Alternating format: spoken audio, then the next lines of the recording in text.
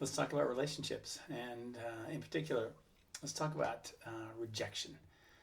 So, how do you choose friends? Do you choose friends because of mutually enjoyable activities or common interests, or maybe sometimes we choose friends because they're different than us and they bring something into our lives that we don't naturally bring into our own lives. Anyway, let's just say that two people become friends. Sigmund Freud becomes friends with Captain America, and they get along and they have some good times together. But then at some point, one of them decides, I'm kind of tired, and I would like to not have so much of a friendship. Now, this can happen after the relationship has been going on for a while. It can also happen at the very beginning, and maybe they first meet, and Captain America is like, not so sure about this guy, and Freud thinks, I kind of like Captain America. And Captain America is thinking, I don't really like hanging out with this guy who smokes cigars all the time, and he's always psychoanalyzing me. It's just no fun. Anyway, so at the beginning, it can be painful if Freud gets rejected by Captain America.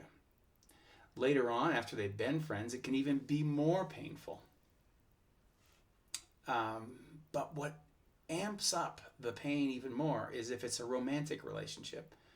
Let's say, for whatever reason, Captain America is romantically attracted to Freud, and yet Freud does not reciprocate. He's not attracted back.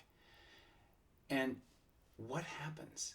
I think what happens oftentimes is Captain America begins to wonder why. Why is it that Sigmund is not attracted to me? And he starts to think in his head, what's wrong with me? When I was doing a lot of psychotherapy, I worked with people who were just breaking up or just had broken up, and oftentimes the lingering question was always why? Why has this person rejected me? What's wrong with me? Why doesn't the person just tell me? Why aren't they honest with me and give me some feedback? And almost always, even when there was feedback, it wasn't enough. It wasn't clear enough. There were still unresolved feelings.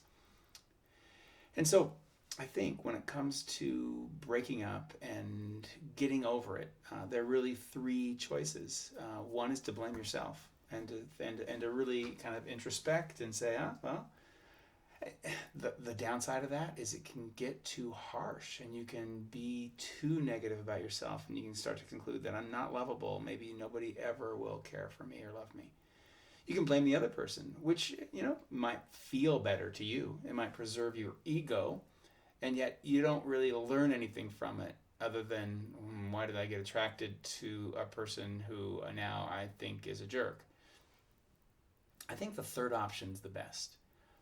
And that's when you take a step back and you say to yourself, what can I learn about myself from this breakup?